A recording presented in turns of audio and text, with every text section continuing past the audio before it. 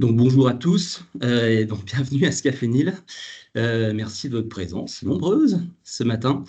Donc comme je le disais, exceptionnellement, c'est moi qui animerai le Café Nil en lieu et place d'Olivier Mariotte qui est indisponible ce matin. Donc le sujet de notre Café Nil de ce matin, c'est donc l'innovation. Donc pas sous l'angle, malheureusement, j'ai envie de dire classique, de l'innovation comme on peut l'avoir parfois, celui des dépenses ou des déficits ou des arbitrages budgétaires, plutôt de l'innovation santé comme d'un investissement. Donc, il y a certaines innovations en santé qui peuvent être soit médicales, numériques, organisationnelles ou issues de politiques publiques, qui vont pas simplement se contenter de soigner, entre guillemets. Elles peuvent éviter des hospitalisations, préserver la productivité, limiter les arrêts de travail, prolonger la vie active, réduire des coûts futurs pour l'assurance maladie ou même tout simplement pour les citoyens, pour vous et moi. C'est des effets qui sont plutôt bénéfiques, mais qui sont souvent sous-estimés, mal mesurés, voire absents des raisonnements publics. C'est ce qu'on verra dans la présentation de votre étude. Et donc, c'est justement pour répondre à ces enjeux que Asterès a publié l'étude. Donc, je vais citer le nom exact. Innovation organisationnelle thérapeutique, numérique ou politique en santé vers une estimation des effets sanitaires et économiques tangibles pour la société. Je vous mettrai tout à l'heure le lien de l'étude dans le chat pour que vous puissiez y avoir accès. On l'avait mise dans l'invitation qui vous a été transmise. Donc, c'est une étude qui propose d'élargir notre conception de la valeur en santé et de prendre en compte ce qu'on pourrait appeler un retour sur investissement sociétal. C'est bien ça? Donc, c'est une Ouais. idée qui préexistait à l'étude, mais elle a rarement été opérationnalisée de manière aussi concrète. Et donc, c'est tout l'intérêt du travail qui a été réalisé. Donc, il y a 6 innovations qui ont été analysées. La campagne de vaccination contre le papillomavirus, le dépistage organisé du cancer du poumon, l'administration précoce de traitements innovants dans la sclérose en plaques, les capteurs de glucose en continu pour les personnes diabétiques, les zones à faible émission dans les villes et le programme Vivons en forme qui est destiné à prévenir l'obésité infantile. Donc c'est vraiment des cas qui sont très différents, soit par nature, par temporalité ou par modalité d'action, mais qui ont tous un point commun. Ils montrent que si on dépense de l'argent aujourd'hui dans l'innovation, ça peut rapporter aussi de l'argent demain, à condition de savoir bien mesurer, comparer, anticiper. Donc, il y a toute une méthodologie à mettre en œuvre, qui est ce que vous avez aussi réalisé dans l'étude, en plus de la description de toutes ces innovations. Donc, on reçoit ce matin Nicolas Bouzou, le président d'Asterès, et l'auteur de l'étude que je viens de présenter, Guillaume Oukala-Samé, qui est économiste et chargé d'études chez Asterès. Et donc, vous allez nous présenter d'abord les résultats de puis ses résultats, qui sont vraiment très intéressants. On le verra. Et puis, on essaiera aussi, peut-être dans une seconde partie, de s'interroger sur les blocages institutionnels, les angles morts de l'évaluation qu'on peut avoir actuellement, et puis les différents leviers pour faire évoluer notre vision de l'innovation en santé. Alors, Guillaume, je vous laisse la parole, mais avant de parler de l'étude, j'aimerais poser une question à Nicolas, un peu introductive. Pourquoi est-il urgent de réintégrer l'économie dans le débat de l'innovation en santé? Ouais, merci Germain. Alors bonjour à tous déjà. J'espère que tout le monde va bien. Euh, Tu as très bien présenté les choses. C'est-à-dire que en réalité, quand on prend le sujet de l'économie en santé, on le prend de façon assez brutale et on le prend en ce moment pour des raisons qui sont liées à la situation de nos finances publiques et de nos finances sociales en particulier. On le prend par le biais du rationnement. C'est-à-dire qu'à chaque fois qu'il y a un budget, vous connaissez ça par cœur, à chaque PLFSS, en fait, on se dit où est-ce qu'on peut couper rapidement parce qu'il faut trouver de l'argent tout de suite, il faut limiter les déficits tout de suite. Et donc, du coup, on fait des politiques qui sont des politiques dans l'urgence qui ne sont pas très bonnes. Et à la limite, quand aujourd'hui l'évaluateur des politiques publiques ou le budgétaire public réfléchit à l'innovation, il se dit, il n'a pas tort d'ailleurs, bah, à très court terme, l'innovation, ça coûte cher, c'est un coût, ça va plutôt aggraver les problèmes de finances publiques. Et donc, voilà, il vaut mieux que j'essaie de repousser ça dans le temps. Donc, en fait, ce raisonnement, il n'est pas bon. Il n'est pas bon parce que chacun sait bien que l'innovation, elle délivre des effets qui sont étalés dans le temps et elle délivre des effets, comme tu l'as dit, qui sont assez dispersés en réalité. Parce qu'il peut y avoir, alors Guillaume, qui est le grand spécialiste de ça, va développer tout ça et va prendre des exemples. Mais grâce à l'innovation, on peut éviter des pathologies on peut les prendre plus tôt, si bien que le traitement va être moins coûteux. On peut raccourcir des séjours à l'hôpital. On peut amener des gens à faire de l'exercice physique ou tout ce que vous voulez, ce qui là aussi va avoir un impact positif sur, in fine, sur l'argent qu'on va dépenser dans le domaine de la santé. Et donc, on se disait qu'on manquait vraiment d'une méthode d'évaluation rigoureuse des innovations. Alors, tu as, Germain, cité le titre de l'étude. On parle bien comment dire, d'impact tangible. Qu'est-ce qu'on veut dire par là? C'est que finalement, dans les études sur l'innovation en santé, qui ne sont pas très nombreuses, mais parfois, il y a un autre excès qui est, au fond, d'être trop généreux sur les effets des innovations. Notamment quand on va prendre en compte, on va valoriser les vies humaines qui sont sauvées. Alors ça, c'est très bien, ça passionne les économistes, mais pour le coup, le législateur, ça ne va pas beaucoup l'intéresser parce que c'est théorique, parce que ce n'est pas véritablement des flux de trésorerie qui vont pouvoir être évités. Donc nous, Guillaume va expliquer ça, mais on n'a pas voulu prendre ça en compte. Donc notre idée, c'est vraiment de dire, voilà, les innovations ont des effets diffus, positifs, qui s'étalent dans le temps.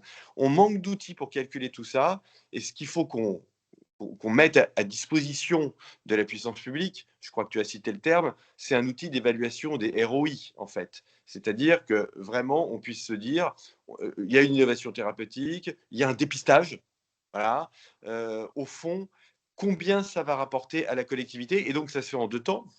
Ça se fait d'abord avec une étape qui est une étape en matière d'impact sur la santé publique, c'est-à-dire quels sont les impacts de cette innovation en matière de santé publique, combien ça permet d'éviter de pathologies, enfin quel est l'impact sur l'évitement des pathologies, ça c'est la première étape. Et ensuite, on convertit ça en quelque sorte en données monétaires. Donc voilà, j'espère que je réponds clairement à ta question. Mais c'est vrai qu'avec Guillaume, c'est un sujet qui nous passionne depuis longtemps. Il y a quelques années, Guillaume avait été l'auteur d'une étude qui avait fait énormément de bruit en France, qui était euh, au fond combien est-ce qu'on pourrait éviter en matière de dépenses de santé à moyen terme si la France s'alignait sur les meilleures pratiques en matière de prévention. Donc déjà, voilà, nous, c'est un sillon qu'on creuse depuis longtemps et que Guillaume creuse depuis longtemps avec des techniques de calcul qui sont très précises et très sophistiquées. Et là, du coup, bah, voilà, on a essayé de faire ça en prenant en compte, comme tu l'as dit, plusieurs innovations. Alors vous verrez, Guillaume va détailler ça, mais des innovations dans le domaine organisationnel, ça peut être des dépistages, des innovations dans le domaine thérapeutique, ça c'est le plus évident, c'est des médicaments, des innovations dans le domaine du numérique, des applications, prévention, tout ce que vous voulez, et puis des innovations aussi en matière de politique publique, parce que là encore, si on prend les ZFE par exemple, les fameuses zones à faible émission, bah, dans le débat public, chacun y va de son avis, mais sans jamais qu'il y ait d'évaluation et de cadre économique très structuré. Donc c'est ce à quoi on a essayé de remédier. Guillaume? Ouais. Bonjour à tous, merci Nicolas pour cette introduction. Donc effectivement, comme vous l'avez déjà dit, le travail consistait en fait en premier lieu à développer une méthode en fait qu'on pouvait pour évaluer l'impact socio-économique des innovations en santé. Une méthode assez généraliste qu'on pourrait appliquer à plein d'innovations en santé différentes et ensuite à la tester sur un échantillon de 6 innovations donc qu'on a déjà cité. Et donc comme vous l'avez effectivement déjà dit, c'est l'innovation, on entend le sens innovation au sens très large, dans le sens où on a à la fois des innovations numériques, donc la mesure du glucose en continu, c'est voilà, c'est typiquement une innovation numérique, une innovation thérapeutique. Là, dans le cas de dans la sclérose en plaques, il y a à la fois une innovation thérapeutique, puisqu'on a un traitement à haute efficacité contre la sclérose en plaques, et aussi une innovation, disons, un peu organisationnelle, puisque ça consiste aussi à appliquer ce traitement de manière précoce. Donc là, on a un peu ce double, ces deux innovations en une. On a aussi voilà, des organisations, enfin des innovations organisationnelles, comme du dépistage. On a pris l'exemple du dépistage du cancer du poumon, car c'est un cancer qui est généralement détecté dans la majorité des cas à un stade déjà métastatique, alors qu'en fait, si on pouvait en fait, suivre et dépister euh, les populations les plus à risque, on le détecter de manière beaucoup plus précoce et donc éviter des coûts de santé. La vaccination, un programme de vaccination aussi contre le HPV. Et enfin, des politiques publiques ça peut être des politiques de prévention, dans le cas du programme Vivons en forme, où là, l'objectif était de prendre en charge en fait des enfants dans le cadre à l'échelle locale à risque, enfin déjà en situation d'obésité, euh, pour améliorer leur nutrition et les inciter à faire plus d'activité physique. Et on a aussi, ce qui est intéressant, là, on est plein dans le One Health, qui sont des politiques publiques, pas forcément à la base de santé, dans le cas des ZFE, mais c'est à la fois une politique environnementale, une politique de mobilité qui a des effets sur la santé. Donc là, on voit qu'on a vraiment essayé d'être très large pour un peu aussi se challenger et se dire, voilà, est-ce qu'on peut développer une méthode, une seule méthode unique pour toutes ces donations qui sont très différentes. Et avant toute chose, je tiens à préciser que c'est des innovations qui n'ont pas été vraiment sélectionnées par hasard. Donc en fait, c'est qu'on a fait, ça a été, disons, on a choisi le périmètre de manière assez collégiale, donc avec Innovation Santé, avec qui on travaillait. On a aussi fait une large revue littérature. On a aussi consulté des experts en santé et des économistes de la santé pour essayer d'un peu de voir, de comprendre, d'avoir une idée des innovations qui avaient eu le plus d'impact ces 10 dernières années. Donc, c'est pour ça qu'il faudra bien voir que ces résultats et ce périmètre n'est pas forcément représentatif de toutes les innovations en santé de manière générale, mais ça prouve quand même qu'il y a des innovations qui sont rentables et qui rapportent plus que ce qu'elles nous coûtent, puisque, voilà, sans faire trop de suspense, on a estimé que sur ce périmètre de ces innovations, on pouvait réaliser 800 millions d'euros nets d'économies par an. Et quand je dis 800 millions d'euros nets, c'est en prenant en compte, donc en déduisant le coût de déploiement de ces innovations et en sauvant 12 000 vies, en évitant 130 000 cas de pathologie ou en atténuant 130 000 pathologies. Euh, et donc, je vais faire un point sur, je vais m'étaler un petit peu sur la méthode, parce que c'est vrai que c'est un peu ce qui est intéressant ici, puisque c'était un peu le défi, c'est-à-dire à la fois analyser des innovations très différentes dans un domaine, dans un secteur, la santé, où en fait les effets qui nous intéressent, qu'on va valoriser, c'est des choses plutôt intangibles comme la vie ou le bien-être. Et donc l'enjeu, c'est comment effectivement on traduit ça économiquement. Alors en fait, ce qu'on a fait, c'est le type de méthode, c'est clairement une analyse coût-bénéfice. C'est-à-dire, on regarde d'un côté combien ça nous coûterait de déployer ces innovations sur une population cible, et on compare ça avec ce que ça nous rapporterait en termes de bénéfices sanitaires et de bénéfices économiques. Pour les bénéfices sanitaires, en fait, ce qu'on a fait, c'est qu'on a fait une revue de littérature pour chaque innovation. On a cherché pour chaque innovation un papier de référence sur l'impact du déploiement de cette innovation. Et ensuite, c'est des papiers un peu de nature qui utilisent des méthodes différentes. Par exemple, pour le cancer du poumon, c'était une modélisation sur l'impact du déploiement d'un dépistage, d'un programme de dépistage du cancer du poumon sur la population à risque. Il y en a où c'est en fait des expérimentations qui ont été réalisées dans le cadre du programme VIFT notamment. C'est une expérimentation qui a été réalisée et du coup là c'est vraiment des données de vie réelle. Donc voilà, et comme c'est des innovations, hein, disons, euh, pas encore déployées ou peut-être pas totalement matures, on a utilisé un seul papier des références à chaque fois parce que la littérature n'était pas forcément très importante. Euh, et donc, ce qu'on a fait, c'est qu'on a utilisé cette littérature, on a retenu les effets de chaque innovation et on les a extrapolés à notre population cible. C'est-à-dire, on regarde, OK, sur ce qu'on a testé sur une population réduite ou ce qu'on a modélisé, si on l'applique à notre population cible à l'échelle entière de la société, voilà en fait quel bénéfice sanitaire on pourrait en retirer. Et la deuxième étape, ça a consisté à traduire ces bénéfices sanitaires en bénéfices économiques. Donc, comme tu l'as déjà introduit, Nicolas, c'est ici qu'il y a effectivement un petit enjeu de méthode et un petit débat en économie de la santé. Parce qu'en fait, globalement, grossièrement, il y a deux méthodes, deux approches possibles. Une approche qui va consister à monétariser des choses qui sont par nature intangibles. Donc, ça va être la vie ou une année de vie en bonne santé, ou ça peut être le temps aussi, la qualité de vie, ça peut être le bien-être.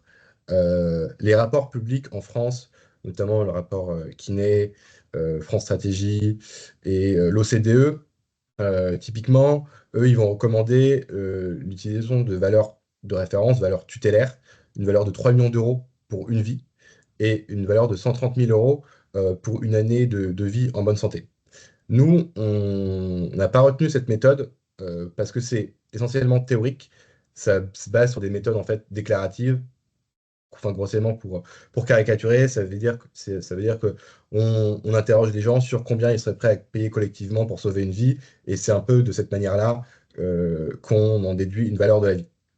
Euh, Nous, en fait, on a retenu une méthode qui était beaucoup plus concrète, tangible et ancrée dans le réel, qui consiste en fait à regarder les flux monétaires qui sont réellement modifiés dans l'économie. C'est-à-dire que l'idée, c'est pas de mélanger le bien-être et l'économie. On considère que c'est deux choses différentes. Et on ne va pas chercher du coup à monétariser des choses qui sont voilà, par nature, de manière inhérente, intangibles. Et on va uniquement regarder ce qui est effectivement économique et monétaire. Et donc, il y a trois, disons, types de coûts et types de flux qui sont modifiés. Le premier, c'est les coûts médicaux. En fait, c'est tout simplement les dépenses de prise en charge.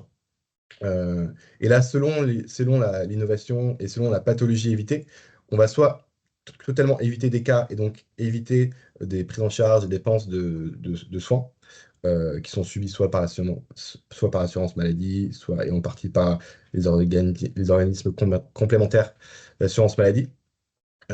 Ou dans le cas de la sclérose en plaques, où on évite la progression de la maladie avec cette innovation, ou dans le cas du dépistage du cancer du poumon, où en fait on traite la maladie de manière précoce, on aura quand même un coût de traitement, mais il sera moindre que si on n'avait pas eu cette innovation, que si la maladie avait progressé, ou si le cancer avait été dépisté à un stade plus avancé.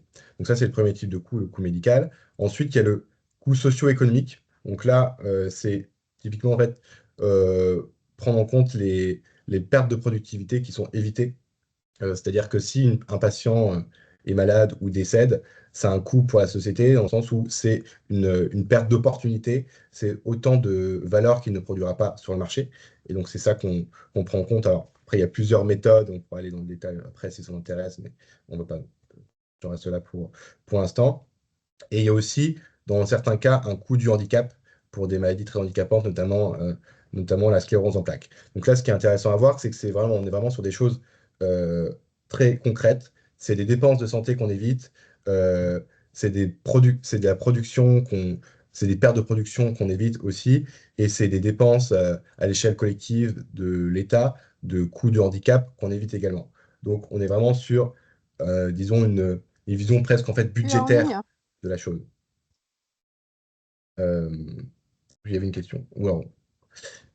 Et donc, voilà, du coup, avec cette méthode, on a estimé que sur ce périmètre de simulation, on pouvait réaliser 800 millions d'euros de bénéfices nets par an. Donc, en sauvant 12 000 vies et en évitant ou atténuant 130 000 cas. Ce qui est intéressant, c'est que sur les 6 innovations qu'on a choisies, en fait, les 6 sont rentables économiquement. C'est-à-dire les 6 permettent de réaliser des économies nettes. Alors, il y en a qui sont beaucoup plus rentables que d'autres, effectivement, mais dans l'ensemble, elles le sont toutes. Euh, et ce qui est intéressant, si on regarde un peu les ratios d'efficacité, notamment le ROI, le retour sur investissement, on a un multiplicateur qui est très élevé. Parce que pour chaque euro dépensé par l'assurance maladie et les OCAM dans ces innovations, ou par l'État aussi, donc une simulation de santé, on a 6,7 euros qui est économisé. Donc net, c'est-à-dire en prenant en compte également les dépenses. Donc c'est quand même un multiplicateur qui est très élevé sur ce périmètre. Encore une fois, je précise que ce n'est pas forcément représentatif de toutes les innovations de santé, mais ça démontre quand même qu'il y a des innovations en santé qui peuvent être rentables et que la dépense de santé peut être en fait constituer effectivement un investissement. Donc ça pose la question de comment on identifie ces innovations et ensuite de comment on les passe à l'échelle. Et, et pour revenir sur notre débat de coût de la vie, enfin en tout cas de valeur de la vie, il y a des ratios d'efficacité qui sont assez intéressants parce que là on est sur 11 000 euros pour sauver une vie contre 3 millions d'euros, en fait, pour la valeur tutélaire de la vie qui a été calculée dans le rapport Quinet, qui est recommandée, en fait, dans les études d'analyse publique. Et aussi, on dépense en moyenne 570 euros uniquement pour éviter ou atténuer une pathologie. Donc, on se rend compte que c'est des efforts, en fait, financiers et monétaires qui ne sont pas très élevés comparés, disons, comparés aux recommandations et comparés disons, aux autres, à la valeur tutélaire de la vie ou de la santé. Merci beaucoup, c'est vraiment passionnant. Je vous propose maintenant de passer aux questions et réponses. Donc, je vous rappelle le principe. Vous avez la possibilité de lever la main dans le chat en cliquant sur lever la main comme ça. Et donc, les personnes qui leveront la main, donc, je prendrai les questions dans l'ordre des personnes qui leveront la main. Donc, je vous invite à tous poser vos questions. Et vous pourrez allumer votre caméra et votre micro pour poser votre question. Donc, je donne la parole à Laurent Verzeau. Bonjour, excusez-moi, je suis Bonjour. dans le métro et ça passe bien. Merci beaucoup, c'est effectivement passionnant. Moi, je voudrais surtout remercier Nicolas pour ses propos introductifs. Chaque année, on a, en particulier dans ma spécialité, la radiologie, des coups de rabot sévères sur les nomenclatures. Et là, on est reparti pour de nouvelles négociations qui sont déséquilibrées avec des demandes d'économie de 300 millions d'euros sur 3 ans.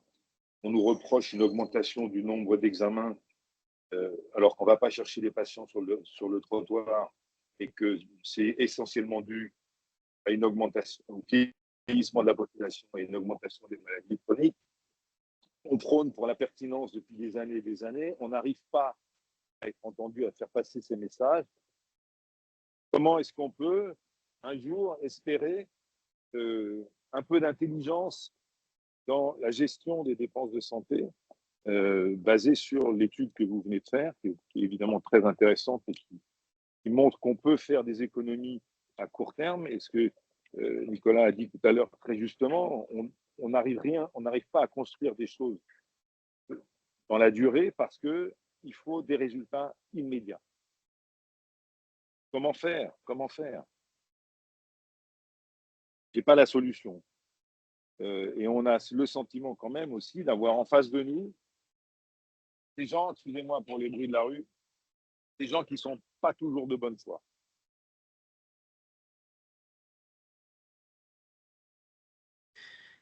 Qui veut répondre, Guillaume, Nicolas? Peut-être Nicolas, je te laisse répondre, puis je pourrais. Ouais, je veux bien dire un mot. Il y a beaucoup de choses à dire. Il y a beaucoup de choses à dire là-dessus. Je pense que ce qui manque quand même en France, on tourne autour de ça depuis des années, hein, mais c'est véritablement d'avoir une espèce de plan stratégique en santé et d'avoir une vision des dépenses qui soit une vision pluriannuelle. Alors ce que je dis, j'enfonce une porte ouverte, puisque ça fait... Un café-nil sur 2, vous parlez de ça, et moi ça fait des années que voilà. Mais et d'ailleurs alors en théorie ça existe d'ailleurs au Parlement, hein, puisque le PLFSS est censé avoir une dérivation qui est pluriannuelle. Mais moi tous les parlementaires me disent que personne n'y va, que ça les intéresse parce qu'en fait ça n'a pas véritablement de poids politique. Mais c'est quand même ça la solution. Et alors le modèle d'ailleurs on l'a sous les yeux et on en parle beaucoup en ce moment. Le bon modèle pour on va dire des secteurs qui sont des secteurs dans lesquels il y a beaucoup de régulation, il y a beaucoup d'argent public, et il y a des problématiques qui sont des problématiques d'investissement. Le modèle, c'est celui de la défense. Donc vraiment, on l'a sous les yeux en ce moment parce que tout le monde en parle, notamment avec les fameuses lois de programmation qui sont bien faits. En plus, ce n'est pas des outils rigides. La preuve, d'ailleurs, en ce moment, on est en train de la revoir. Et donc, il faut qu'on arrive à mettre en œuvre le même genre de choses dans la santé. Et puis, à court terme, bah, moi, je crois beaucoup dans les vertus de la pédagogie, hein, c'est-à-dire répéter, répéter, répéter.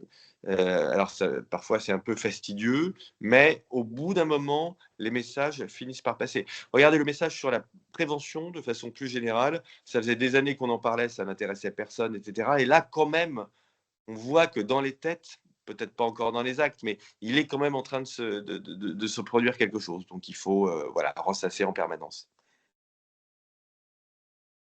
Merci beaucoup. Merci On beaucoup. va continuer à marteler les mêmes messages. Anne Belle-Iniguez, je vous donne la parole. Oui, bonjour, je travaille au quotidien du médecin. J'ai une demande de précision sur la méthodologie. Vous avez dit notamment avoir regardé les coûts médicaux, donc les dépenses de prise en charge, et le coût socio-économique. Sur les coûts médicaux, donc évités ou amoindris, je voulais savoir si vous avez travaillé uniquement sur l'AMO ou si vous avez aussi regardé les complémentaires santé, et auquel cas, est-ce qu'on peut dire que les 800 millions d'euros de bénéfices, donc le résultat auquel vous êtes arrivé, c'est le minimum syndical, si je peux dire, ou si on peut envisager qu'il y a davantage d'économies à la clé. Merci. Alors oui, donc sur les communicaux, on a pris en compte à la fois les coûts pour l'assurance maladie et les coûts pour les mutuelles, effectivement. Ensuite, bon, c'est vrai que généralement les pathologies qu'on a, qui sont souvent des ALD, c'est globalement, enfin, en grande majeure partie, prise en charge par l'assurance maladie. Alors là, j'ai pas sous les yeux la répartition assurance maladie au CAM. Mais c'est vrai que voilà, vu que dans les pathologies évitées, on a surtout des pathologies chroniques prises en charge 100% pour l'assurance maladie. euh, enfin, voilà, c'est surtout, les bénéfices sont surtout pour l'assurance maladie.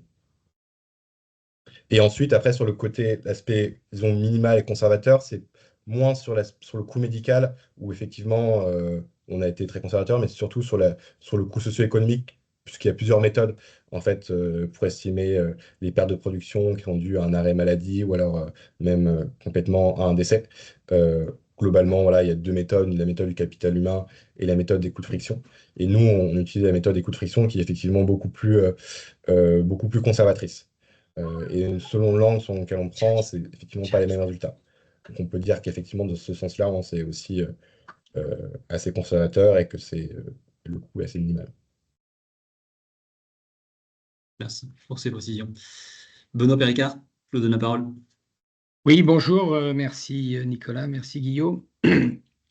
Je voudrais savoir comment vous placez l'article 51 dans votre réflexion. J'ai le sentiment quand même que, pour en avoir suivi quelques-uns, qu'il y a des solutions assez évidentes et des gains pour tout le monde dans certaines des expérimentations qui se sont déroulées et qui sont encore dans une phase un peu intermédiaire. Mais j'ai surtout le sentiment que ce sont quand même les syndicats professionnels qui sont totalement bloqués sur toute avancée organisationnelle, et aussi la CNAM, il faut le dire, qui n'aime pas beaucoup sortir de ces pénates. D'abord, comment vous jugez cet article 51, qui, je rappelle quand même pour ceux qui l'ignoraient, date de 2018. Ça fait presque 7 ans maintenant que nous sommes sous cette espérance et ce régime. Beaucoup de gens ont souligné l'espérance que ça soulevait. Et puis, on n'est pas loin quand même d'aller vers la désespérance. Ouais, merci. Je pense que effectivement l'enjeu, et c'est aussi un peu l'enjeu de l'étude, c'est le passage à l'échelle, finalement. Là, ce qu'on a fait dans l'étude, c'est que on a pris des expérimentations, en fait. Alors, il y en a, voilà, des expérimentations, et on s'est posé la question, qu'est-ce qui se passe? Il y en a qui sont déjà en cours de déploiement, il y en a qui ne sont pas du tout déployés, c'est resté au stade de l'expérimentation. Et ce qu'on a fait, c'est on s'est demandé qu'est-ce qui se passe si on les passe à l'échelle et qu'on les déploie à une population cible.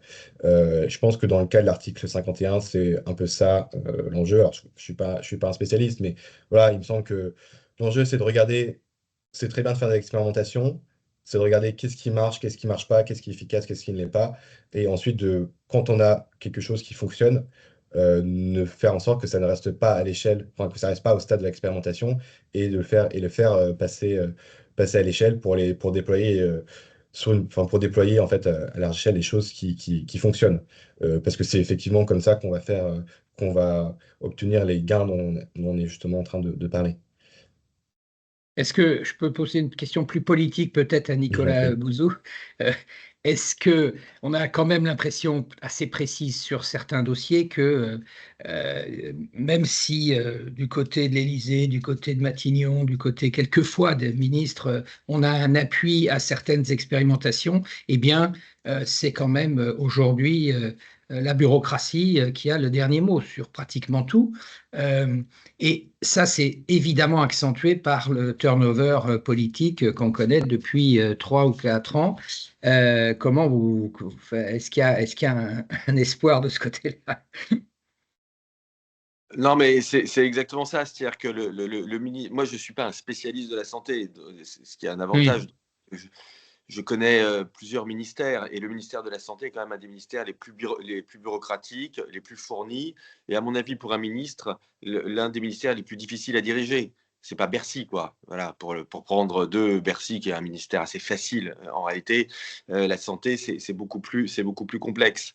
Et donc, à tout le moins, il faut avoir, pour faire passer un certain nombre de choses, un ministre qui a de l'autorité et qui reste quand même un certain temps. Or là, alors tous les ministres sont très bien, hein, c'est vraiment pas le sujet, mais il y en a eu combien en 5 ans? 7, quelque chose comme ça. Enfin, c'est sûr que quand on a un tel turnover, du coup, bah, l'administration, c'est parfaitement logique, elle-même, elle considère qu'elle est relativement autonome, et à juste titre.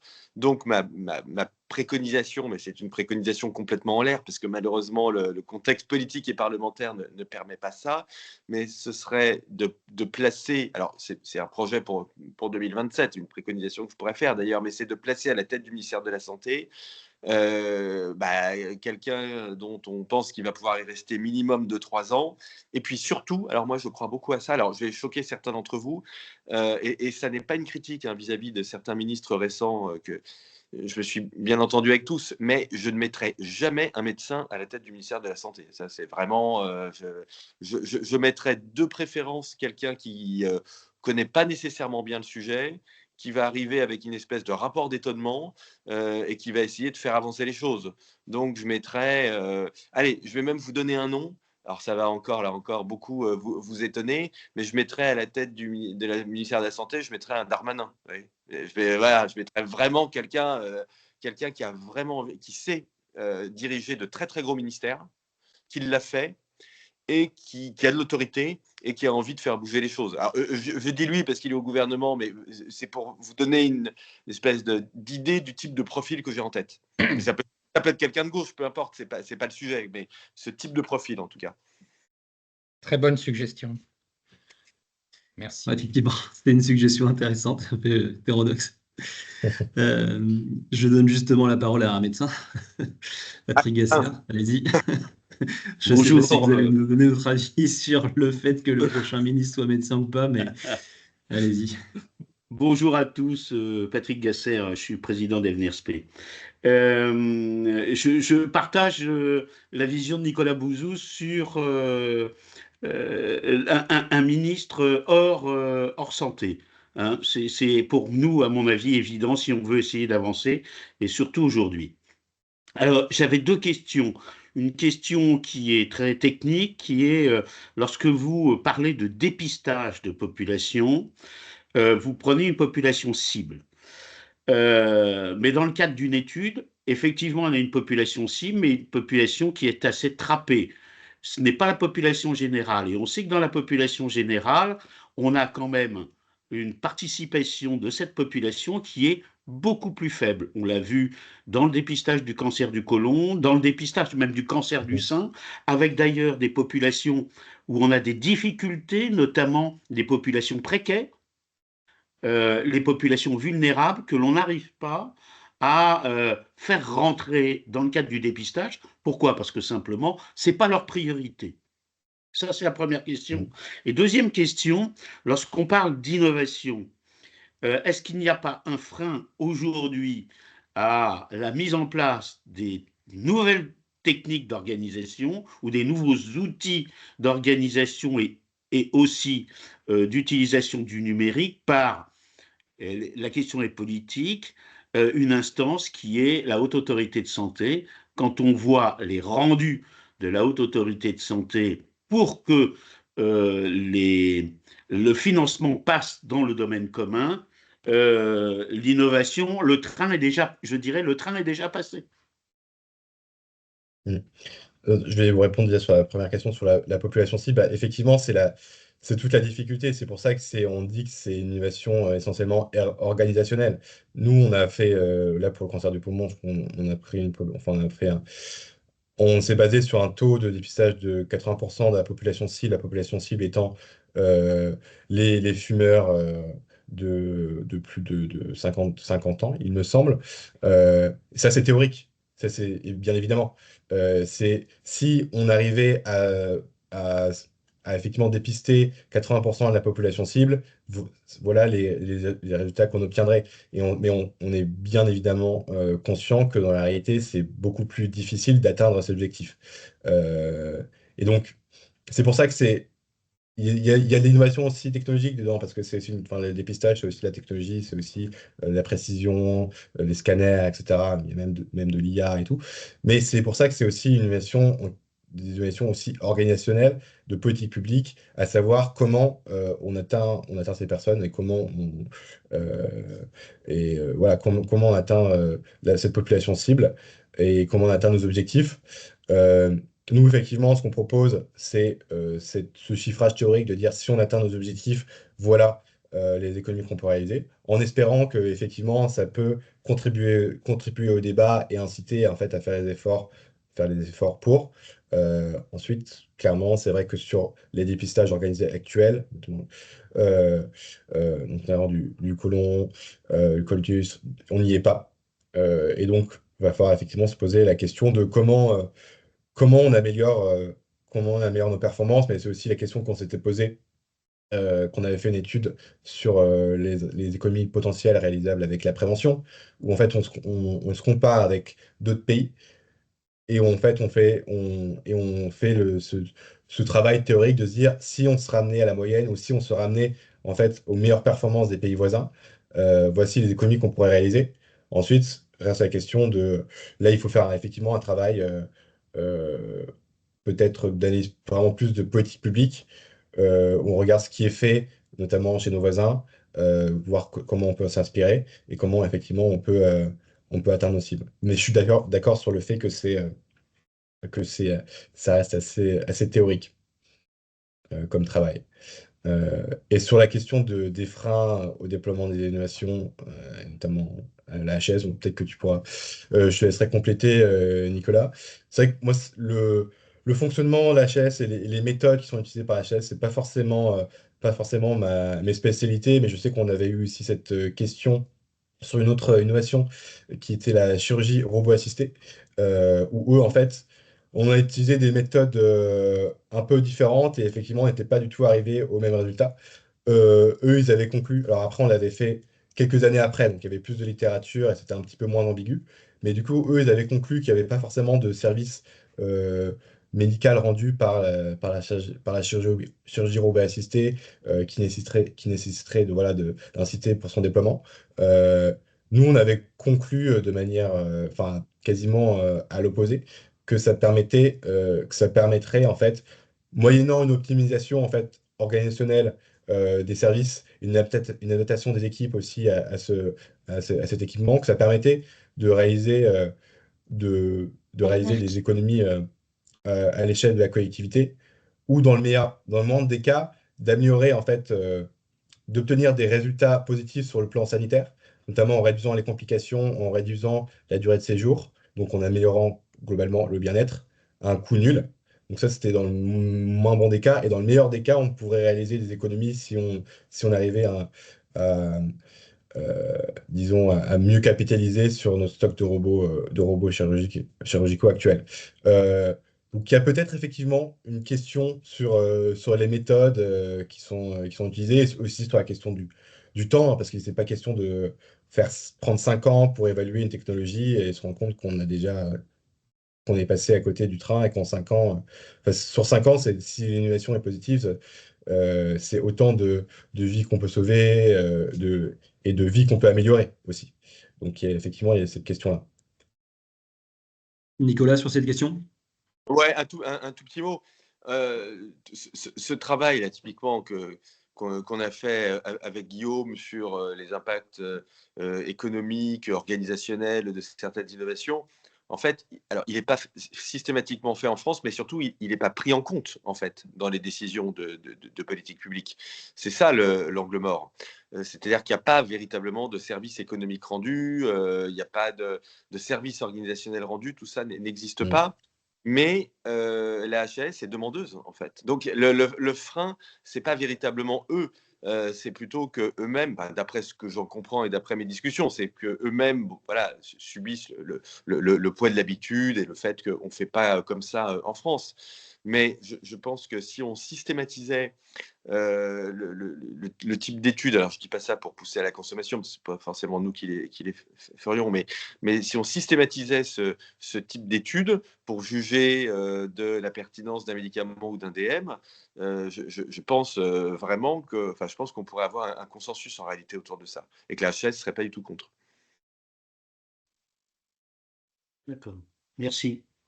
Merci. Parce que justement, c'est ce qui empêche la prise en compte comme ça de la valeur économique des innovations en santé, c'est une approche politique dans la volonté de prendre en compte l'innovation. Est-ce que c'est un problématique dans les outils d'évaluation qui sont utilisés par HAS ou dans les critères ou je pense autre chose? Je pense que les critères sont insuffisants, que les outils d'évaluation sont insuffisants. Et puis, vous savez, après, il ne faut pas se poser, il ne faut pas trop intellectualiser les choses. Hein. Ça n'est pas pris en compte parce que c'est la force de l'habitude, parce que, voilà, hein, parfois les réponses sont aussi bêtes que ça. Hein. Okay. Merci. Jean-Paul Ortiz. Oui, merci. Merci Nicolas et Guillaume pour cette étude. Je pense qu'elle est au moins aussi intéressante que celle sur prévention dépistage, où vous avez quantifié le gain sur quelques exemples. Alors moi j'ai une question de méthodo et ensuite j'aimerais avoir votre avis sur une réflexion justement sur la place de l'innovation dans notre système. En matière de méthodologie, vous quantifiez, à partir de quelques exemples, un gain potentiel au niveau économique.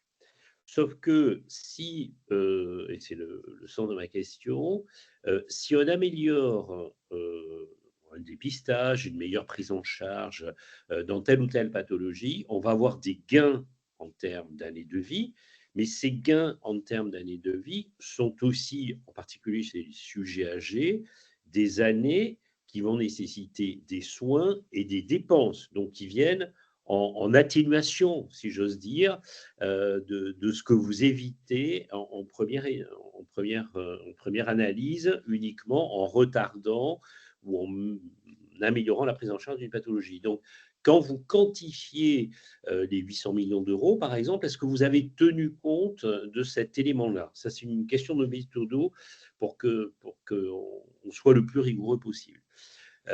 Deuxièmement, sur ce que tu as dit tout à l'heure, Nicolas, sur la pluriannualité, on en parle tellement que je ne vais pas y revenir. Moi, la question que je me pose, et là je m'inscris en faux par rapport à ce que disait Benoît Péricard, sur l'article 51. Il se trouve que je porte un article 51 par le biais de mon syndicat, c'est le syndicat de ma spécialité qui porte l'article 51, donc comme quoi les structures syndicales peuvent être tout à fait innovatrices. Sauf que, pour le vivre de l'intérieur, un article 51, on vous demande d'innover en rentrant avec un chausse-pied dans une chaussure qui est celle des critères habituels. Et c'est le même problème à la chaise. Donc moi, la question que je me pose, c'est de dire, est-ce qu'il ne faudrait pas que l'innovation, ça soit complètement à part? Si on veut innover, si on veut être disruptif, on ne peut pas le faire avec les règles habituelles. On ne peut pas faire rentrer absolument dans ce qu'on a l'habitude de faire. Et l'article 51, c'est ça. On vous demande d'innover, sauf qu'il faut que vous ayez l'accord du bureau métier, de la DGOS dans tous ses dimensionnements, de la CNAM dans tout son mode de fonctionnement. Et quand vous arrivez à sauter tous ces obstacles-là, soit vous n'y êtes pas arrivé, donc vous avez abandonné en cours de route, soit vous y êtes arrivé, mais finalement, ce que vous vouliez être innovant et disruptif, c'est presque ce qu'on fait, quoi. Donc, je trouve qu'on a un problème de méthodo sur le soutien à l'innovation en France. Si vous faites de l'innovation, eh bien, allez-y, on vous soutient, on joue le jeu. Enfin, en tout cas, moi, c'est ma position. Je pense que le politique devrait saisir cet élément-là et permettre à celles et ceux qui font de l'innovation, que ce soit de l'innovation technologique, numérique, organisationnelle, en disant, voyons, qu'est-ce que vous voulez faire? OK, ben on mise là-dessus. Un peu, il faudrait qu'on ait de l'innovation de type start-up. Or, on a une innovation qui est encadrée de façon bureaucratique. Donc, je pense que là, on nous demande d'innover avec des souliers de plomb. Ce n'est pas possible, on ne peut pas faire la course. Du coup, je vais répondre sur le premier point. Je te laisse rebondir, Nicolas, sur le deuxième. Oui, effectivement, c'est une très bonne question. Donc, ce qu'on prend en compte, en fait, du coup, dans le coût socio-économique, et c'est pour ça qu'il généralement, il est assez faible, puisqu'on sauve des vies qui sont généralement déjà à la retraite, qui du coup ne travaillent plus, qui du coup n'auraient pas contribué davantage en fait à la production de valeur. Et c'est vrai que se pose la question de quel est le coût d'une vie à la retraite, puisque c'est effectivement des dépenses de retraite, des pensions, etc. Nous, effectivement, on ne prend pas ça en compte, on ne rentre pas dans ce débat, disons, un petit peu cynique de se demander qu'est-ce que coûte une vie à partir, selon l'âge et à partir d'un certain âge. Et voilà, on s'intéresse effectivement uniquement aux pertes potentielles sur l'âge de production de valeur. C'est une question un peu théorique, mais je trouve que c'est Mm. intéressant d'intégrer tous les éléments, quoi. Tu as raison. Bah, c'est une question que se posent souvent les économistes. C'est vrai que alors, je souscris complètement à ce que dit Guillaume, mais moi, je vais encore un peu plus loin. J'assume complètement le fait de ne pas le prendre en compte parce que si on va au bout de cette idée et si on fait un Mm. raisonnement, n'est pas un raisonnement par l'absurde, hein, mais si on reprend cette idée, il vaudrait, en fait, il vaudrait mieux que les gens meurent le plus tôt. Parce que évidemment, la dépense de santé, elle tombe au moment où on meurt, définitivement. Mm. C'est la raison pour laquelle Le problème des 6 derniers mois de la vie qui coûtent le plus cher, oui, et ça serait tellement bien si on les supprimait. Mais c'est pour ça ouais, que je c'est dis que ça. c'est une question très théorique. Mais en plus, il y a toujours 6 derniers mois de la vie, en fait. Ce que je veux dire par là, c'est qu'on a tous en tête, en effet, cette explosion des coûts dans les 6 derniers mois de la vie. Mais alors, pour être tout à fait honnête avec vous, ça fait longtemps que je n'ai pas regardé ces études, mais quand j'avais regardé ça, il y a peut-être une dizaine d'années, le coût des 6 derniers mois de la vie augmentait, mais quel que soit l'âge. C'est-à-dire que malheureusement, un jeune qui meurt d'une maladie, bah, en réalité, ces 6 Mm. derniers mois vont être aussi extrêmement coûteux, en réalité. Donc voilà. Alors, sur le deuxième sujet, je suis mille fois d'accord avec toi. Moi, c'est un de mes grands. Alors, c'est pas qu'en santé, hein, très honnêtement, ça, c'est la très mauvaise habitude de la France qui consiste à faire des systèmes super compliqués et à mettre en place des dérogations. Voilà, ou des espaces de liberté qui eux-mêmes sont super normés. Donc, ça, c'est quelque chose. Donc, c'est un peu la logique de l'article 51, mais c'est vraiment la logique générale en France, quoi. C'est-à-dire, on a un système, c'est pas possible, on le sait, ça bloque tout, donc on met en place des systèmes dérogatoires, mais en fait, il n'y a pas plus techno que les systèmes dérogatoires. Et du coup, on met en place tout un tas de critères. Donc, je suis mille fois d'accord avec toi. Alors, il y a une explication à ça. C'est en réalité, la puissance publique, le législateur et la puissance publique se couvrent contre les risques. Et en réalité, le fantasme de la puissance publique et du législateur, c'est quelque chose qui ne peut pas exister. Donc, c'est ça ce qu'il faut bien expliquer. C'est l'innovation sans risque. Innovation, risque zéro. En fait, c'est ça ce qu'on essaie de faire. Mais évidemment, Mm.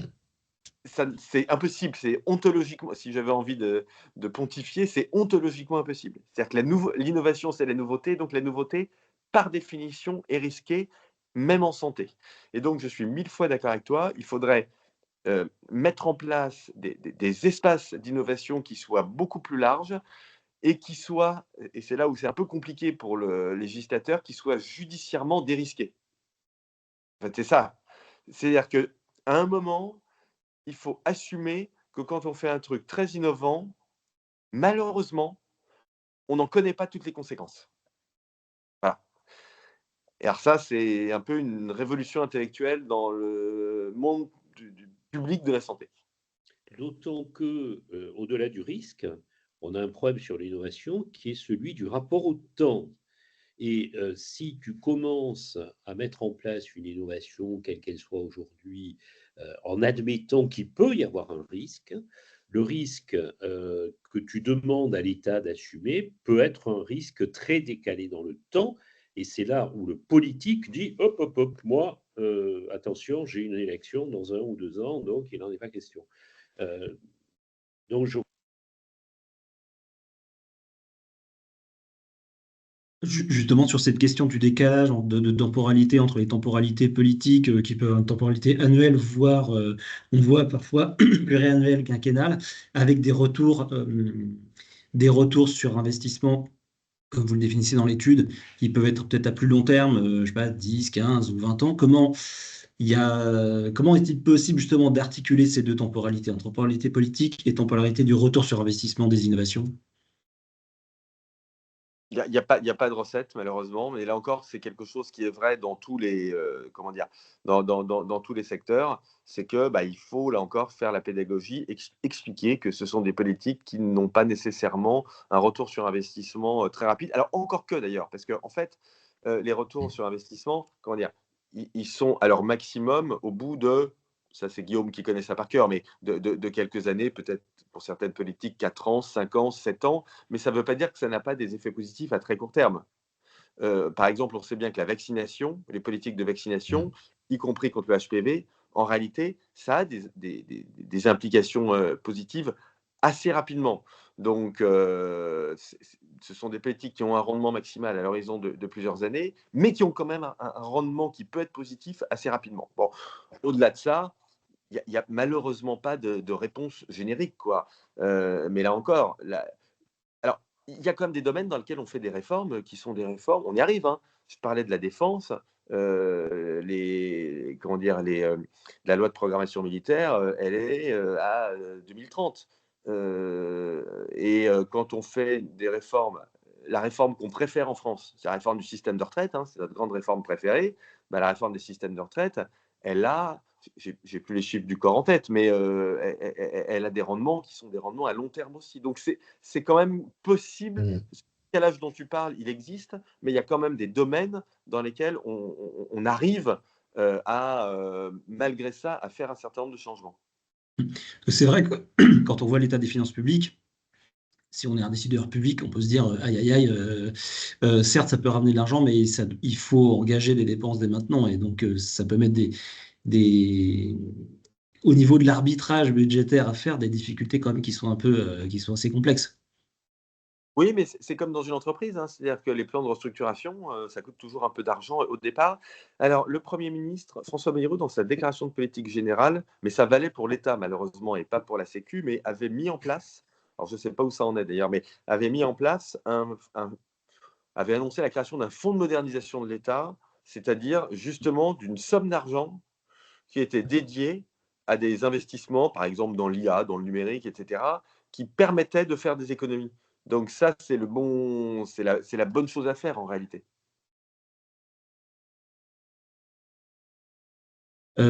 Nicolas Leblanc, allez-y. Oui, vous pouvez bonjour, poser merci une beaucoup. question. Merci beaucoup. Merci. Donc, Nicolas Leblanc, moi je suis un médecin de santé publique, je suis directeur médical et affaires publiques de Livy France, et une boîte qui fait de l'offre de soins innovante avec de la téléconsultation, entre autres. Merci beaucoup pour l'étude, c'est super intéressant. Alors, moi, j'aime beaucoup aussi l'idée d'efficience dans le système. C'est par rapport à l'analyse de Jean-Paul, à la question de Jean-Paul, c'est aussi peut-être mettre de l'argent et faire en sorte qu'il y ait une augmentation de l'espérance de vie à moindre coût, et ou faire des économies. En tout cas, tout ce qui permet de mettre le nez et le viseur sur la prévention, ça va dans ce bon sens. Moi, la question que j'ai à poser là, c'est aussi ces blocages qui ont été évoqués. On parle beaucoup de financiarisation des soins, on parle beaucoup de financiarisation de la santé. Et en même temps, on voit très bien qu'il y a plus d'argent public ou peu d'argent public dans une période où il faut gérer la dette et réorienter les dépenses publiques vers la défense. L'économie sociale et solidaire est manifestement pas organisée pour pouvoir soutenir l'innovation de manière massive technologique. Et en même temps, on entend une petite ritournelle sur la financiarisation des soins. Donc, et et la prévention. Mais la question que je me pose, c'est pour pouvoir, une fois qu'on a mis la lumière sur l'intérêt de la prévention, des dispositifs innovants en prévention et en organisation des soins, c'est comment fait-on aujourd'hui pour le financer? Comment mobilise-t-on tous les acteurs? Et aujourd'hui, moi, au-delà de la norme, on a aussi des disqualifications qui font que c'est extrêmement compliqué, en tout cas me semble-t-il, de mobiliser sans disqualification les acteurs du privé. Or, j'ai l'impression quand même qu'aujourd'hui, si on ne le fait pas, ça va être un petit peu compliqué pour pouvoir passer les caps, en sachant que l'innovation dont on parle, elle se passe à la vitesse grand V. On est dans une période où on n'a jamais autant innové à une vitesse grand V, où non seulement on connaît l'Internet, mais on connaît l'IA. Et qu'on n'a pas des heures pour attendre. Je prends l'exemple de la télémédecine. L'Institut Molinari montre qu'il y a 1 milliard d'euros d'économies faisables sur la télémédecine il y a 3 ans, et on en est toujours à discuter s'il faut limiter à 20% le temps des médecins 3 ans plus tard. Et je pense que ça peut durer encore 2 ou 3 ans supplémentaires. Donc, comment mobiliser l'argent pour faire de l'investissement et du retour et des risques sur le retour sur investissement, et puis aller accélérer. Alors, en fait, il y a deux aspects. C'est-à-dire qu'il y a déjà l'argent dont ont besoin les entreprises innovantes pour faire de la R&D, pour innover, etc. Là, honnêtement, il n'y a pas de problème parce que notre écosystème en France, il est efficient. Il y a une financiarisation, en effet, du secteur. Les fonds d'investissement, les fonds de capital risque, etc., sont très friands du secteur de la santé. Peut-être plus dans les DM d'ailleurs que dans les médicaments, mais en même temps dans les médicaments, notre écosystème en France, il est constitué d'un mélange de très gros laboratoires, de biotech, etc. Donc honnêtement, de ce point de vue-là, je pense que les choses fonctionnent plutôt bien. En revanche, ce qui va manquer, c'est côté achat, c'est-à-dire typiquement, pour être très, très, très, très concret, où est-ce que les hôpitaux vont trouver de l'argent pour acheter alors, Guillaume parlait tout à l'heure des robots de la chirurgie robot assistée, ça c'est un peu l'exemple extrême parce que c'est très cher, mais comment l'hôpital va trouver de l'argent pour ça? Bon, après, moi je suis pas à l'intérieur du système, hein, mais enfin, je suis persuadé que tout ça est quand même parfaitement à portée de main. C'est-à-dire qu'il y a de tels gaspillages dans le système qu'en réalité, de l'argent, on peut vraiment en trouver dans l'hôpital. Quand je regarde le budget de l'hôpital en France, il est quand même absolument colossal, supérieur à 100 milliards d'euros par an. Donc, on ne peut pas dire que l'hôpital est pauvre. On peut dire qu'il y a des services dans les hôpitaux qui sont pauvres. On peut dire que l'argent n'arrive pas là où il devrait arriver. Mais on ne peut pas dire que la France ne met pas d'argent dans son système hospitalier. Donc, en réalité, mais là, je ne veux pas répondre précisément, hein, parce qu'il faut demander à des gens qui connaissent le système de l'intérieur. Et qui y travaillent. Mais moi, quand même, mon idée, puisque vous évoquiez la question de la télémédecine, c'est que les blocages, et on parlait tout à l'heure de l'article 51, mon idée, c'est quand même que les blocages sont beaucoup plus souvent d'ordre normatif et réglementaire que d'ordre financier. Je ne sais pas si j'ai raison, hein, mais honnêtement, c'est quand même plutôt la vision, ce que je crois comprendre de mon observation du système. On avait une remarque dans le chat de la part de Paul Maître sur, en fait, on a d'une part les articles 51, mais aussi un appel à projet en cours d'ABPI sur le challenge prévention. Et d'ailleurs, on avait reçu il y a quelques semaines Lise Alter de l'Agence d'innovation en santé. Alors avant de donner peut-être la parole à Paul Maître pour qu'il puisse poser sa question, parce qu'il y avait une autre question sur du consentement à l'innovation qui, je pense, est vraiment intéressante. Est-ce que, justement, on a une structuration au niveau institutionnel avec la création de l'Agence d'innovation en santé et donc une prise en compte quand même qui est assez... on sent quand même qu'il y a vraiment une volonté politique de pouvoir avancer quand même sur ce sujet. Est-ce que cette évolution, selon vous, a permis d'une meilleure prise en compte de l'innovation? Est-ce que le fait d'avoir un guichet, une sorte de guichet unique pour les entreprises, parce que là, je pense que ça s'adresse surtout aux entreprises, même que pas exclusivement peut-être, permet d'avoir un meilleur accompagnement, un meilleur déploiement des innovations. Qu'est-ce que vous pensez justement de ces évolutions qu'on a vues ces dernières années? Je réponds parce que malheureusement, je dois vous quitter dans 5 minutes, mais je n'y vois que de bonnes choses. Je vois ça d'un œil extrêmement positif. Je pense que l'Agence nationale de développement en santé, c'est-à-dire une espèce de structure transversale, en fait, qui s'adresse à tous et dont le but est de justement mettre de l'innovation dans le système. Je pense que c'est très exactement ce qu'il fallait faire. Donc, je pense que c'est bien. Je pense que l'Isalter, bon, alors là, elle est un peu ailleurs en ce moment, mais je pense que c'est pile le bon genre de profil et la bonne personne pour diriger ça. C'est-à-dire qu'il faut des gens qui sont passionnés par l'innovation, qui veulent faire bouger les choses, etc. Donc, je pense que tout ça est absolument formidable. Après, ça ne règle pas tout. En fait, c'est ça le problème. Donc, le problème, par exemple, de l'absorption de l'innovation rapide à l'intérieur de l'hôpital. L'hôpital absorbe des innovations. Hein. L'hôpital en France, il ne faut pas noircir le sujet. Hein. Mais disons que par rapport à ce que l'un d'entre vous disait tout à l'heure, ce à quoi je souscris complètement, c'est que le rythme d'innovation en France est rapide et qu'on pourrait faire beaucoup plus. C'est ce que montre l'étude de Guillaume, mais on pourrait faire tellement plus en matière d'efficience avec tout ce dont on dispose, y compris d'ailleurs pour régler des problèmes qu'on n'arrive pas à régler depuis des décennies, comme la question des urgences, par exemple. On sous-utilise l'innovation en France dans les services d'urgence, mais très clairement. Donc, on pourrait faire beaucoup plus, mais là, les blocages sont des blocages qui sont liés à l'organisation des hôpitaux, par exemple, ce à quoi l'Agence nationale de développement en santé ne peut pas faire grand-chose.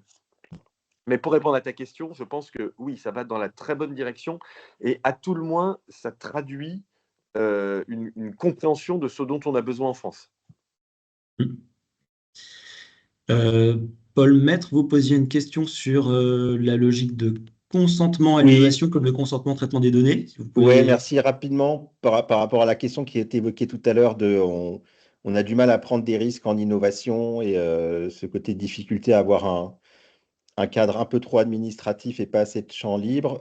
Est-ce qu'on ne peut pas réfléchir, mais c'était pour poser la question et alimenter le débat, à une sorte de... Parce que ceux qui participent à l'innovation et qui ont envie d'y participer, c'est aussi bien des citoyens, des patients que des médecins et même des territoires qui ont super envie d'y aller.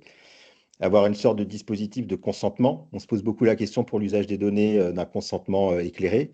Ça serait aussi intéressant d'avoir cette idée de consentement à innover et à rentrer dans une prise de risque liée à l'innovation et de pouvoir du coup trouver un terrain de jeu. Peut-être à interroger. Oui, effectivement, sur le consentement à l'innovation, je ne sais pas si ça, enfin, du point de vue, je sais pas si aujourd'hui ça fait partie des facteurs qui constituent un frein ou non. Au contraire, j'ai plutôt, en tout cas, j'ai l'impression que le frein ne vient pas de là. Alors après, bien évidemment, qu'on est sur des expérimentations, sur des choses qui sont assez exploratoires, des méthodes, des innovations qui sont assez expérimentales, effectivement, c'est bien évidemment la base de recueillir le consentement des patients. Après, je n'ai pas personnellement d'expérience de terrain là-dessus. Je ne sais pas si c'est quelque chose qui va constituer un frein ou pas. Après, c'est vrai que par exemple, dans les essais cliniques, typiquement, il y a toujours ces questions d'éthique qui se posent. Donc voilà, je ne sais pas si je ne saurais pas vous dire exactement s'il faut réfléchir effectivement à un cadre législatif là-dessus, sur cette question-là. Mais c'est vrai que j'ai plutôt l'impression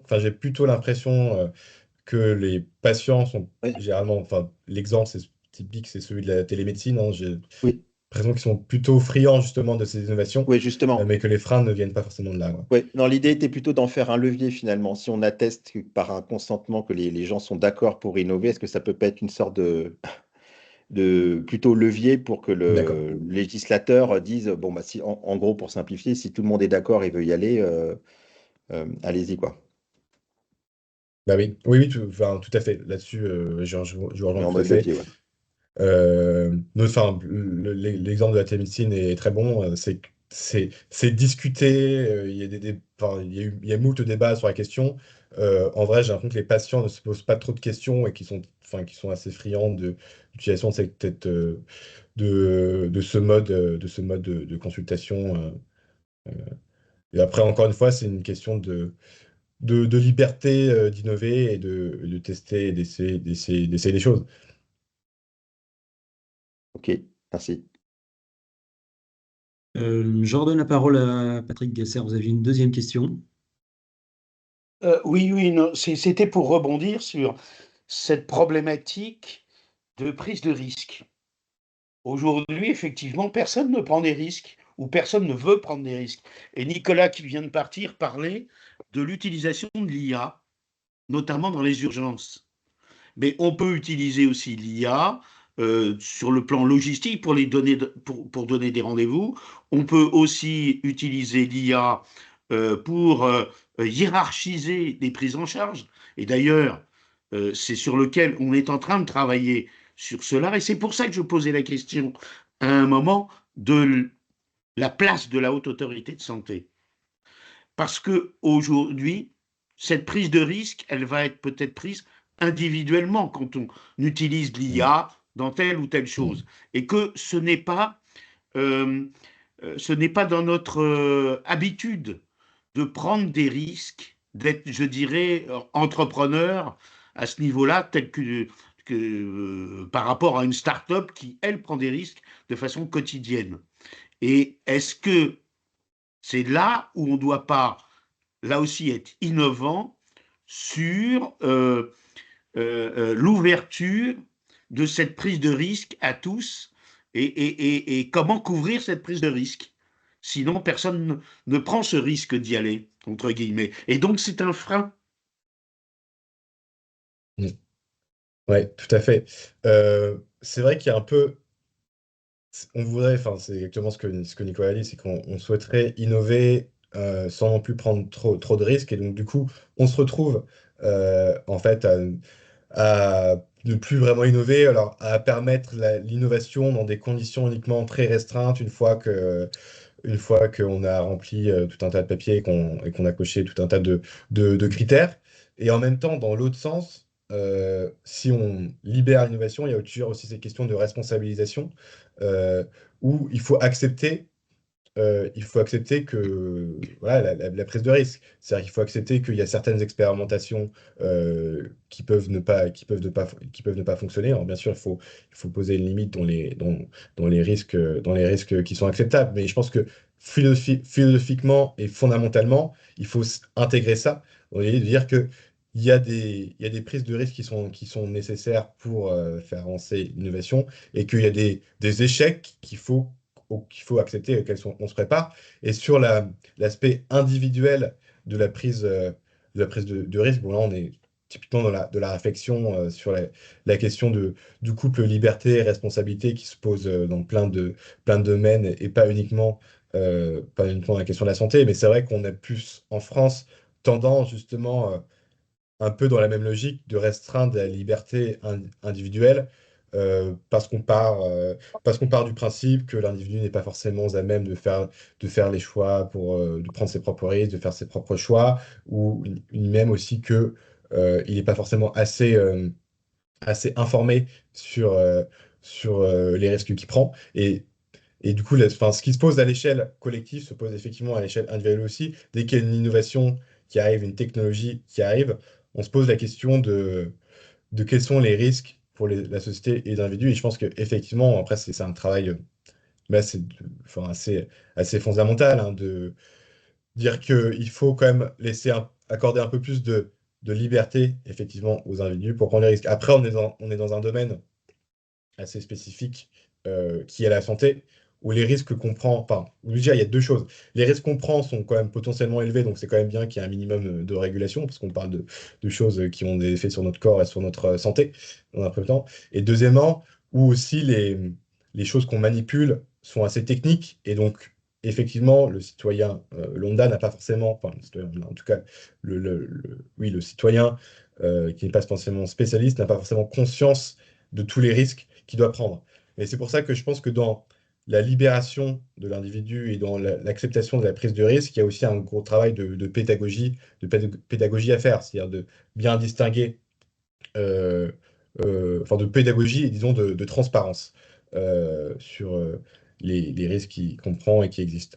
Mais il faut aller effectivement vers une expérimentation individuelle. Je ne sais pas si ça répond à votre question. Mais après, ça, c'est des changements aussi vraiment de société assez profonds. Si, ça répond partiellement à ma question, mais je vois dans le chat que il y a la notion de comité d'éthique. Bon, mais peut-être qu'il faut que les différentes spécialités qui, pour nous, en médecine, utiliseront de nouveaux de nouvelles technologies, de nouveaux outils, doivent peut-être aujourd'hui prendre des risques et vous l'avez dit, en toute transparence, parce que je pense que c'est un élément important, pour faire euh, pour booster un petit peu l'innovation et l'innovation dans notre domaine. Alors qu'effectivement, il y a foison, aujourd'hui, l'utilisation dans la vie courante est de plus en plus difficile. Et je pense qu'il faut faire peut-être sauter ce levier. Et alors, après, est-ce que c'est des comités d'éthique? Est-ce que c'est ce qu'on a les CNP dans chaque spécialité qui peuvent faire lever ce frein? C'est le point d'interrogation parce qu'on en a besoin aujourd'hui. On parle beaucoup de perte de chance. Eh ben, pour pallier peut-être à cette perte de chance, on a de nouveaux outils en IA notamment pour hiérarchiser les prises en charge, etc. Et aujourd'hui, ça passe pas dans le domaine commun, entre guillemets. Mm. Sur cette question d'éthique, enfin, il y a plusieurs, en fait, je pense qu'il y a plusieurs types de risques qu'on qu'on- qu'on est capable, qu'on souhaite prendre ou pas. Mais effectivement, sur la question purement de l'éthique, la question là, effectivement, qui va se poser, c'est est-ce que ce qu'on accepte éthiquement doit être défini à l'échelle collective ou à l'échelle individuelle? Quand on fait des comités d'éthique qui réfléchissent sur les enjeux voilà, éthiques, philosophiques de certaines innovations en santé, c'est très bien que ces comités existent pour produire cette réflexion et pour du coup faire ces choix en toute transparence. Ensuite, la question qui se pose, c'est quelle ensuite marge de manœuvre on laisse aux individus pour définir leur propre code et de valeurs et leur propre éthique.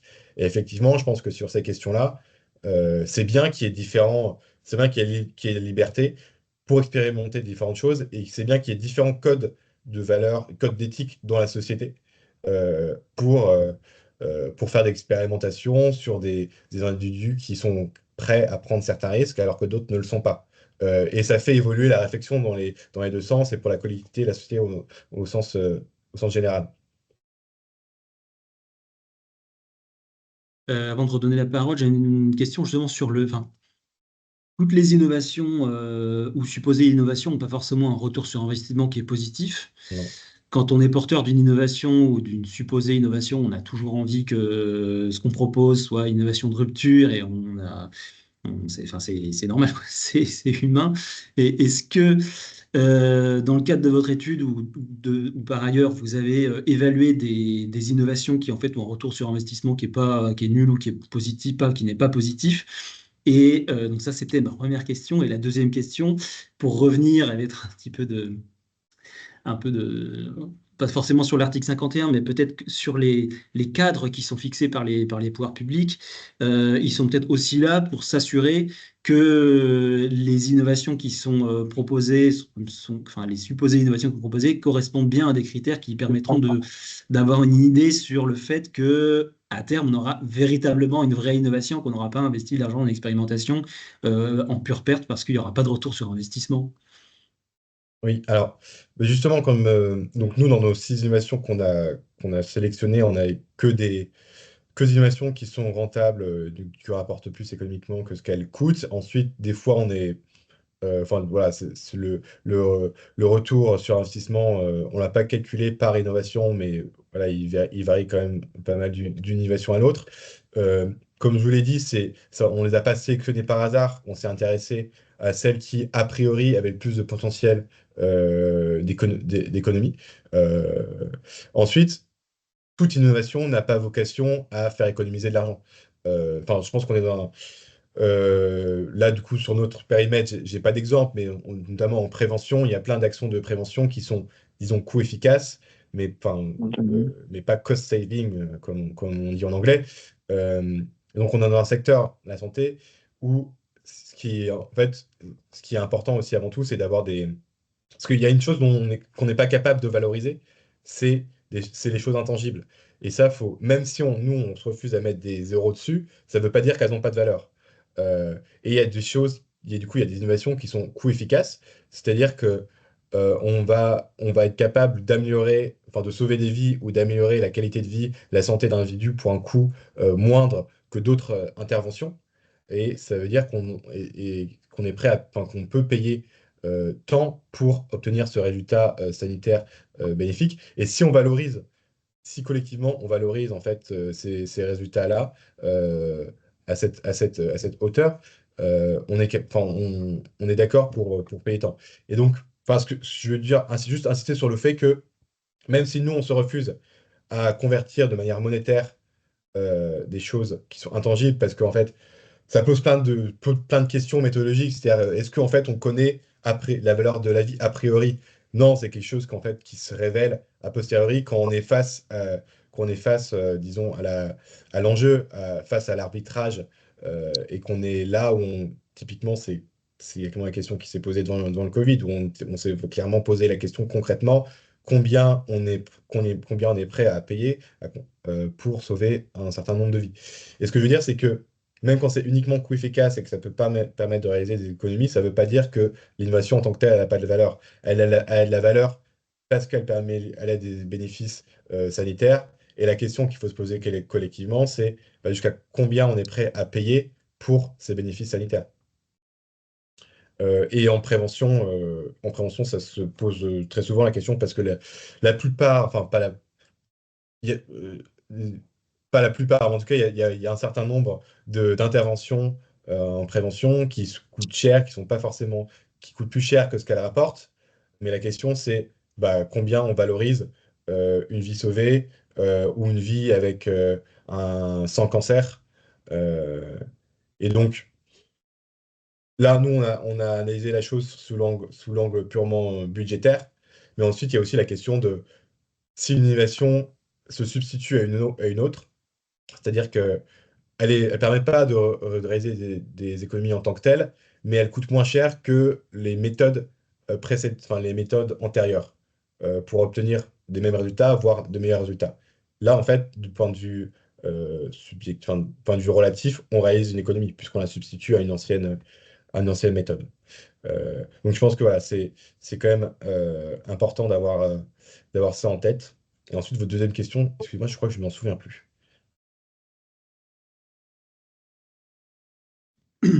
Non, c'était sur le cadre qui a été fixé par les pouvoirs publics dans les mécanismes dans lesquels on peut soumettre des innovations qui permettraient aussi de s'assurer qu'on a des critères qui permettent de supposer qu'on a une véritable innovation et pas quelque chose qui en réalité n'en est pas une. En théorie, ces critères, en fait, ils existent déjà, hein. Dans la littérature de l'économie de la santé, c'est très bien défini. Voilà, il y a enfin, il y a des critères, enfin, il y a des ratios de coût-efficacité, en fait. C'est soit cost saving, soit cost efficient, soit pas coût efficace, justement. Euh, enfin, dans la littérature de l'économie de la santé, ces critères existent déjà. La HAS les prend en compte et se base effectivement sur ces méthodes-là. Euh, enfin, effectivement, sur ces méthodes-là. Donc, je pense que c'est déjà, en fait, de mon point de vue, intégré dans la décision. Il nous reste une dizaine de minutes. Est-ce qu'on a encore des questions? N'hésitez pas à lever la main, prendre la parole.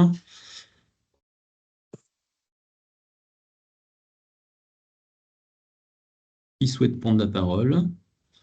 On avait une question dans le chat sur l'inclusion dans une expérimentation qui était individuelle mais qui nécessite beaucoup de pédagogie pour expliquer que le résultat de cette expérimentation ne sera pas forcément positif.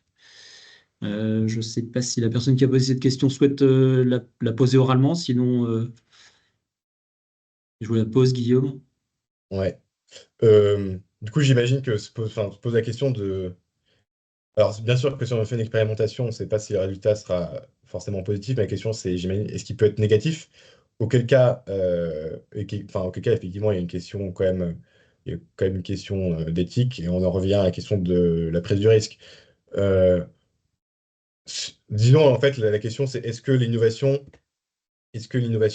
elle est safe ou pas? Mais ça, généralement, euh, il y a quand même des processus en amont qui permettent de contrôler ça et on va pas, enfin, disons qu'il y a généralement, quand on essaye de faire des expérimentations à ce niveau-là, c'est qu'on a déjà en amont fait des tests, des essais cliniques, que le dispositif ou alors le médicament a déjà été, au moins reçu une première validation. Euh, donc, je pense que dans le pire des cas, les résultats seront neutres. Euh, et ensuite, et ensuite, il y a la question de prise de risque et des dangers, mais ça, je pense que c'est quand même déjà intégré dans notre système actuel. Je pense que l'idée n'est pas de lever toute régulation et de toute autorisation avant la mise sur le marché ou quoi que ce soit. Ouais, merci. A-t-on d'autres questions de personnes qui souhaitent poser une question à Guillaume, soit sur l'étude, soit sur les leviers activés pour mettre en œuvre, déployer les différentes innovations? Non, ben, eh bien dans ce cas, je vous propose de conclure, ce qui me permettra à tous de récupérer 5 minutes pour prendre un café ou autre. Je vous dis juste un mot sur les prochains Cafés Nil. On aura dans 15 jours, donc mercredi 16, Magaliléo de Action Patient, qui est donc un collectif de 21 associations de patients qui a été créé, je crois, à la sortie du Covid. L'objectif, c'est de pouvoir produire justement des études et puis des données objectives qui permettent d'avoir des propositions et un plaidoyer patient qui soit appuyé sur des données. Donc, c'est une approche qui est un petit peu, qui est vraiment très très intéressante et un peu différente de ce qu'on peut voir habituellement. Et justement, il y a tout un document qui a été publié par Action Patient sur les économies qui peuvent être réalisées dans le système de santé. Alors, pas forcément en faisant des innovations, mais des économies sur des différents postes de dépenses ou autres. Donc, c'est toujours intéressant d'avoir, en général, on parle d'économie dans le système de la santé, mais c'est rarement les patients qui prennent la parole. Et là, ce sont vraiment des patients qui font des propositions d'économie, en particulier dans le contexte des finances publiques qu'on connaît tous. Donc ce sera donc mercredi 16. Et puis la semaine prochaine, nous recevrons Patrick de Wulder, Franck de Wulder, le président de la CSMF, donc le premier syndicat de médecins, sur le thème des médecins et de l'accès aux soins. Donc on se posera la question de savoir comment les médecins peuvent aider les malades, tout simplement, avoir une meilleure organisation des soins pour faciliter l'accès aux soins. Ce qui aurait aussi, outre l'innovation, un sujet, et le sujet des économies, un sujet qui est vraiment très, très d'actualité pour nous tous en tant que citoyens. Voilà, donc on vous transmettra ces informations très rapidement par mail. Et si vous n'êtes pas abonné à notre liste de diffusion, vous pouvez le faire en allant sur notre site internet pour être au courant des invitations des prochains Cafés Nil. Merci Guillaume, merci Merci à beaucoup tous. et merci à tous pour votre présence ce matin. Bonne journée. Bonne journée, au revoir. Au revoir. Merci. Au revoir. Merci. Au revoir.